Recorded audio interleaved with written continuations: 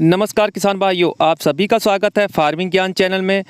जून के अंत में आपकी गन्ने की फसल अगर ग्रोथ रुक गई है और गन्ना आपका कमज़ोर है, ग्रोथ नहीं कर रहा है, तो इस समय आप लोगों को क्या प्रयोग करना चाहिए जिससे अधिक पैदावार और ग्रोथ बढ़े गन्ने की, और जो गन्ने की फसल पे किसी प्रकार का रोग इफ़ेक्ट भी ना हो प्रयोग करने से। आप लोग वीडियो के अंत तक बने रहें, वीडियो को पूरा देखें। अगर आप हमारे चैनल पर नए हैं तो चैनल को सब्सक्राइब कर लें, घंटी को प्रेस कर दें।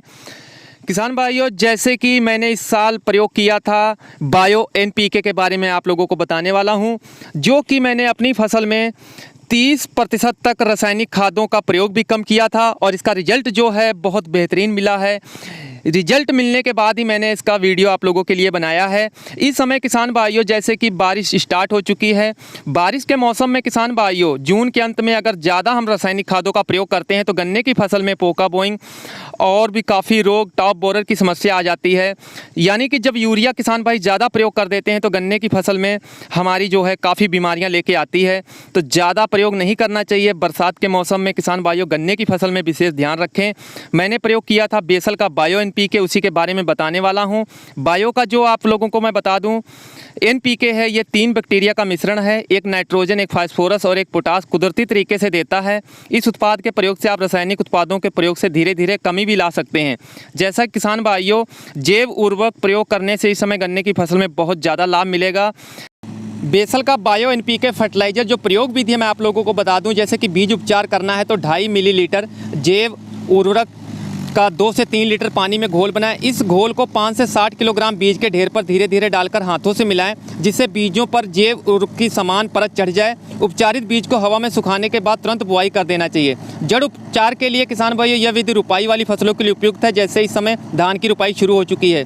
500 मिलीलीटर उर्वरक 4 से 5 लीटर पानी में घोल बनाएं। 1 एकड़ के लिए पर्याप्त पौधों की जड़ों को 20 से 30 मिनट तक घोल में डुबोकर रखें। उपचारित पौधों को हवा में सुखाने के बाद तुरंत रुपाई कर दें। अगर इस समय गन्ने की फसल में प्रयोग करना है खड़ी, तो मृदा उपचार के लिए 1 लीटर बायो का जो एनपीके है इसका आप लोगों 1 एकड़ के लिए पर्याप्त होता है। 1 लीटर गोबर की सड़ी कंपोस्ट खाद ले लें या बालू ले लें 1 क्विंटल, या मिट्टी ले लें। मिश्रण को तैयार करने के बाद में 1 एकड़ में अच्छे तरीके से बिखेर दें। गन्ने पे मिट्टी चढ़ाने का कार्य करने जा रहे हैं तो मिट्टी भी चढ़ा सकते हैं, सिंचाई भी कर सकते हैं।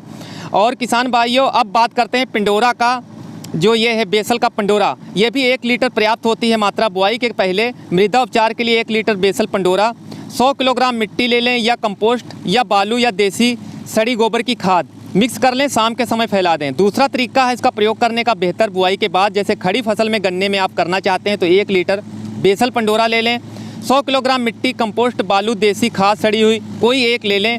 1 एकड़ में पर्याप्त होती है। अच्छे से मिश्रण को तैयार करके आप गन्ने के फसल में बिखेर सकते हैं और गन्ने की जुताई भी कर सकते हैं अगर करना चाह रहे हैं। और सिंचाई की आवश्यकता है तो सिंचाई भी कर सकते हैं। अगर नमी पर्याप्त है तो कोई ज़रूरत नहीं सिंचाई करने की। इसका किसान भाइयों आप दोनों उर्वरकों का स्प्रे भी कर सकते हैं। 1 लीटर लगेगी 1 एकड़ की मात्रा। जो मैंने आप लोगों को ये बताई हैं, तरल जैव उर्वरक के उपयोग से उत्पादन में बढ़ोतरी होगी। यूरिया, डाई जैसे रासायनिक उर्वरकों की ज़रूरत में कमी, मिट्टी में सेहत में सुधार होता है, फसल की सूखे में भी सुरक्षा करता है, फसल की बीमारियों से सुरक्षा होती है, मिट्टी में कार्बनिक पदार्थ, ह्यूमस की वृद्धि तथा मृदा की भौतिक और रासायनिक दशा में सुधार करता है। सभी फसलों के लिए लाभकारी है किसान भाइयों। जो मैंने आप लोगों के 2 उत्पाद के बारे में बताया है, मैंने गन्ने की फसल में ट्रायल किया था, ट्रायल काफ़ी सक्सेसफुल रहा है। इन बायो उत्पादों की ज़्यादा डिटेल के लिए मैंने नीचे डिस्क्रिप्शन में पूरी डिटेल दे दी है, वहाँ से भी हमारे किसान भाई पढ़ सकते हैं। किसान भाइयों, इस समय पोका बोइंग की ज़्यादा समस्या आ रही है कई खेतों में, तो इस समय किसान भाई स्प्रे कर सकते हैं। प्रोफोनोफास 40%, साइपरमेथ्रिन 4 EC की जो आती है प्रतिशत, कॉम्बिनेशन पैक आता है ये लगभग 1 से 1.5 लीटर 1 एकड़ के लिए स्प्रे करें। 250 से 300 लीटर पानी की आवश्यकता पड़ेगी किसान भाइयों। या किसान भाइयों आप लोग क्रोफोफेक्स 1 kg 1 एकड़ के लिए है, और कम से कम आप लोगों को 250 से 300 लीटर पानी की आवश्यकता पड़ेगी, या तो ये डाल सकते हैं। और इसके साथ में लिक्विड जो आती है कार्बेंडाजिम, वो भी आप लोगों को 1 लीटर 1 एकड़ में आप स्प्रे करना होगा साथ में मिलाकर किसान भाइयों। अगर मिट्टी चढ़ाने का जो आप लोग कार्य कर रहे हैं गन्ने की फसल में, तो इस समय आप लोग 40 किलोग्राम यूरिया और जो 40 किलोग्राम पोटास और 100 kilogram single super phosphate, 10 kilogram Sagarika अच्छे से मिला लें। मिश्रण तैयार करने के बाद में आप लोग कूड़ों में डालकर मिट्टी अगर कार्य करते हैं मिट्टी चढ़ाने का, तो बहुत ही अच्छा लाभ मिलता है किसान भाइयों। अगर किसान भाई जो मार्च और फरवरी में गन्ने की बुआई किए थे, अगर उनकी फर्टिलाइज़र का इस समय डोज पूरी हो चुकी है, रासायनिक खादों की, यूरिया का प्रयोग कर चुके हैं, तो आध्यात्मिक खेती में अपने गन्ने की फसल में इस समय यूरिया का प्रयोग किसान भाई ना करें, सावधानी रखें। नहीं तो किसान भाइयों इस समय पोका बोइंग की समस्या बहुत ज़्यादा आ जाएगी अगर आप लोगों ने नाइट्रोजन की ज़्यादा डोज दे दी। जो मैंने बायो के बारे में बताया है, गन्ने की फसल में जून के अंत में अगर बायो का प्रयोग किया जाए गन्ने की फसल में, NPK बायो जो मैंने बताया है, और इसका 2 प्रोडक्ट मैंने आप लोगों को बताए हैं, बेसल कंपनी के प्रोडक्ट आते हैं, बहुत बेहतरीन इसका रिजल्ट है किसान भाइयों।